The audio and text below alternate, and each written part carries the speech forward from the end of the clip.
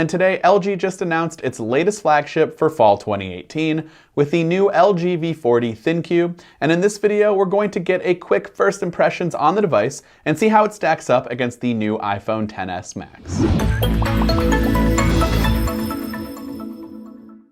In terms of design, both phones follow the smartphone norms of 2018. They are both glass sandwiches, all glass front and all glass back, with a stainless steel frame for the iPhone XS Max and an aluminum frame for the LG V40 ThinQ. Some noticeable differences between the two phones in terms of hardware will start at the bottom, where LG still includes a 3.5mm headphone jack to go with its internal Hi-Fi quad DAC. And of course, to charge the phone, there is a USB-C charging port that we hope Apple adopts into the iPhone one day. There's also a dedicated voice assistant button on the left-hand side, which will integrate directly with Google Assistant.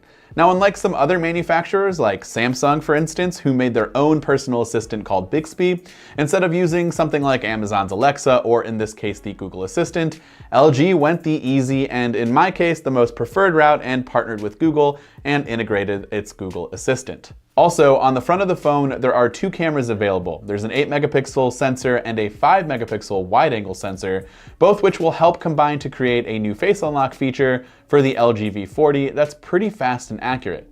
It's still not as secure as what Apple has hidden inside of its notch, which is the TrueDepth camera system that allows for payment authentication with Face ID, but it's still a useful option for using your face to unlock your iPhone. Side note, the notch for each phone is obviously present, but the LG V40's notch is not as intrusive as the iPhone XS or XS Max. And there's also a setting to toggle the notch off, which essentially just puts a black bar to create a more traditional status bar. So for me personally, I don't really mind the notch. I'm quite used to it at this point in time, and it is what it is. So if you're someone who's not a fan, this is a good feature to have where you can just toggle that notch on or off. The back of the V40 is also drastically different to the iPhone XS Max.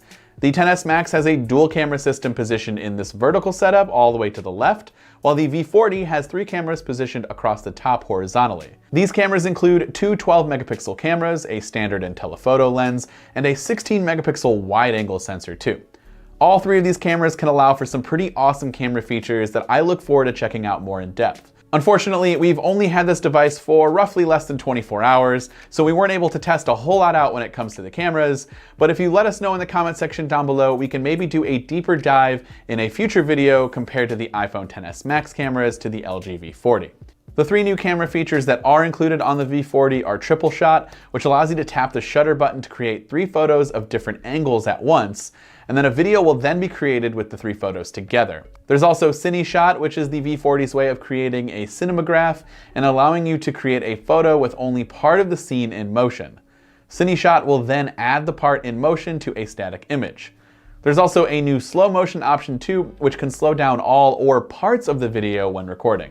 Of course, there's also a portrait mode available with an on-screen slider to adjust the background blur, just like you have it on the iPhone XS Max, and I was able to snap a quick portrait mode photo for a comparison, and I would love to hear your thoughts in the comment section down below on which one you would prefer. Finally, the V40 has a fingerprint sensor located on the back right underneath those 3 cameras, which will most likely be your main authentication method when it comes to something like mobile payments. The display on the LG V40 is actually really nice. It's a big 6.4-inch QHD OLED display that's pretty bright and vibrant. It's very sharp and it's near edge to edge. Now, any other Android device out there that has a notch usually has a pretty substantial chin at the bottom, but the V40 is actually not bad. I feel like it's pretty close to the iPhone XS Max's bottom bezel, but not fully there yet. Both displays look very good, and it's hard for me to say which one I'd prefer at this current moment, but in terms of form factor, I must say the LG V40 does feel really good in the hands. To me, this phone feels a lot lighter than the XS Max, which probably has something to do with the stainless steel versus aluminum, but the height and width are nearly identical. Both phones are definitely two-handed devices, and I'm not sure why I like the way the LG V40 feels in terms of form factor, but that's just where I'm leaning at this current moment. A couple of other things I noticed during my very brief time with the V40 is the speaker at the bottom can get pretty loud, but since it fires downward, it sounds a bit muffled. The sound does get better when placed on a solid surface or hollow box, as LG calls the boombox speaker will act like a woofer to amplify the bass even more. The iPhone XS Max has an additional speaker at the top of the phone, and this allows for a much better sound quality in my opinion, but both are pretty good when it comes to smartphone speakers.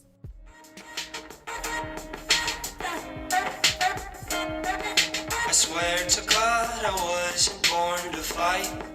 Maybe just a little bit, enough to make me sick of it, but I can... Both phones also have HDR10 support, and so if you want to watch HDR content on your device, you can absolutely do so, and these beautiful displays do a great job of showing off crisp HDR content. Overall, the LG V40 is light, fast, and packs a ton of camera and multimedia features that focuses heavily on content creation and consumption, and so far I really like what LG has done with this generation of the V series. So go ahead and let us know your thoughts on the V40 and how you think it compares to the iPhone XS and XS Max in the comments